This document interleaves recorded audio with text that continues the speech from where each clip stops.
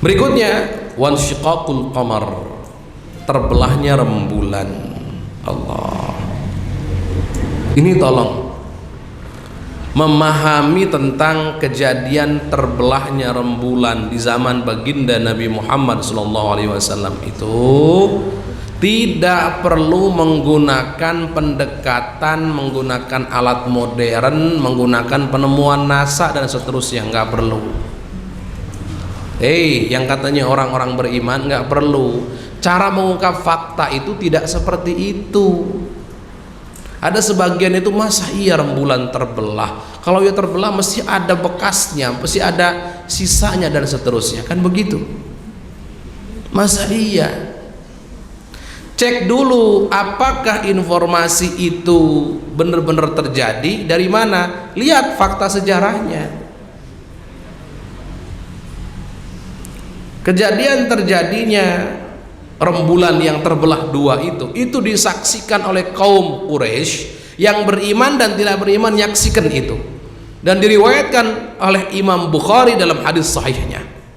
Jadi informasi ini valid, A1 selesai, valid, kuat betul ini cerita tentang terbelahnya rembulan menjadi dua, dan diabadikan dalam Al-Quran. Iqtarabatis sa'atu wa syaqqal qamar. Jadi terjadi nggak? Jelas terjadi. Fakta terjadi, fakta terjadi. Kan disaksikan dengan nyata oleh semuanya waktu itu. Baik. Muncul pertanyaan, tapi Ustadz, ada dua versi di zaman ini. Ada yang mengatakan ada bekas belahan rembulan itu. Tuh, kelihatan gambarnya juga. Ada yang mengatakan tidak, itu bukan bekas belahan, itu bekas ini dan itu. Jadi sekarang itu ada gambar rembulan kayak terbelah begitu, ada bekas belahan. Terus kemudian kita sebagai muslim mengatakan, tuh kan bener baginda Nabi bulan pernah terbelah.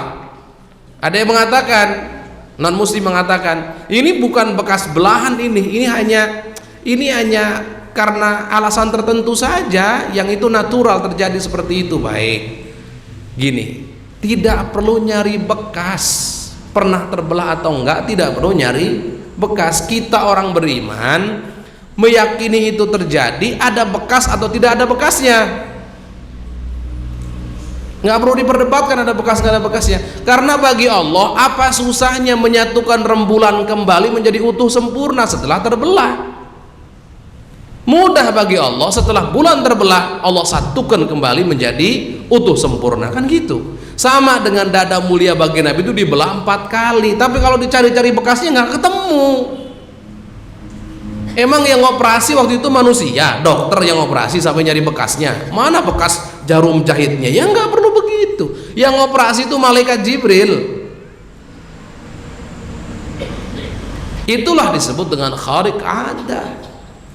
Ya ada orang sekarang itu ragu gara-gara gak pernah terjadi, itu yang retakan, itu yang kelihatan retakan itu bukan bekas belahan.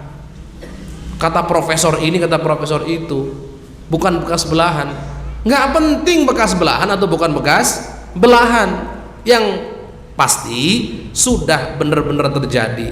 Seandainya benar itu yang gambar bulan itu ada seakan-akan goresan, itu betul-betul bekas retakan, ya sudah, itu faktanya.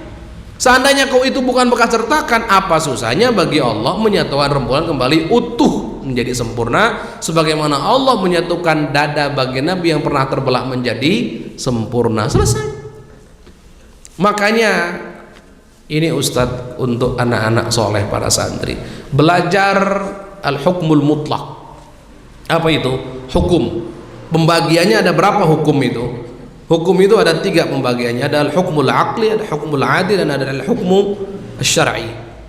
Bagi ini pelajari betul ini, yang bisa mempelajari, memahami ini, dia tidak akan terkecoh dengan komentar-komentar, analisa-analisa barat, nggak akan terkecoh.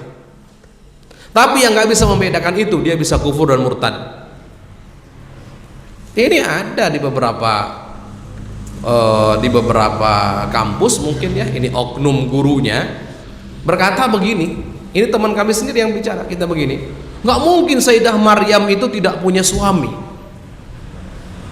pasti punya suami. Cuman tidak disebut saja suaminya. Innalillahi, ini memang gak ngaji nih orang. Sudah gak ngaji sok pinter lagi. Bahaya keyakinan itu kalau menentang Al-Quran. Sayyidah Maryam tidak punya suami.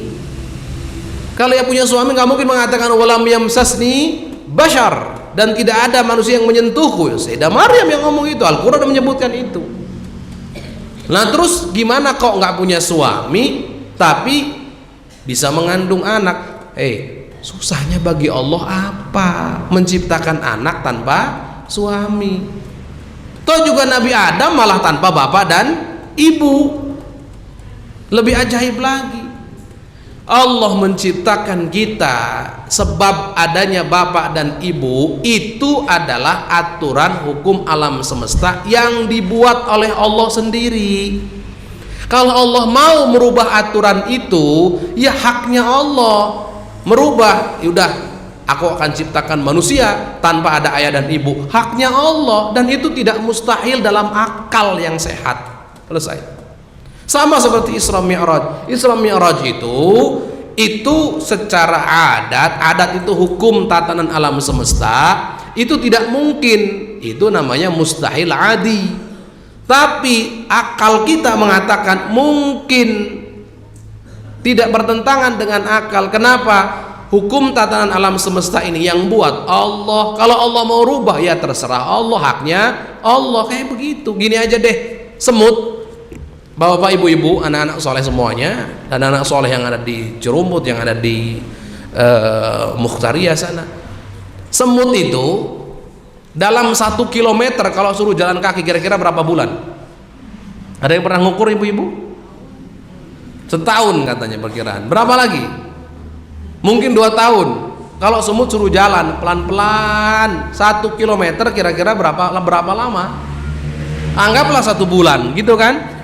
Oke, clear. Sekarang gini, tapi semut itu kami pastikan ada semut dari Cianjur ke Bandung 3 jam saja. Oh, padahal 60 kilo misalkan. Atau kalau Ciwidey sana sampai ini ya bisa 90-80 kilo lebih.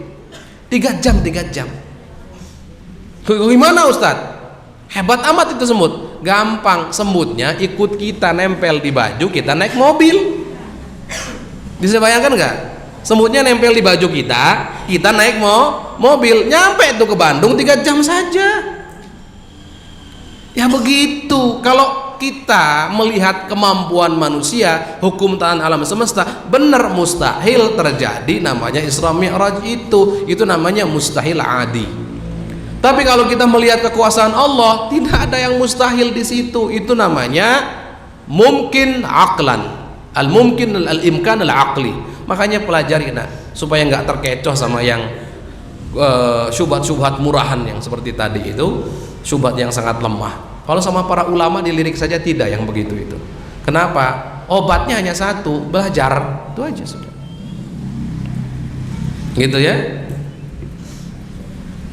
Baik, jadi terbelahnya rembulan menjadi 2 itu nyata, dilihat oleh mata kepala, banyak orang saat itu menyaksikan. Jadi terbelahnya yang satu ada di terlihat ya dalam pandangan mata, ada di atas jabal bukit ya, bukit yang satu itu namanya Jabal Abi Qubais.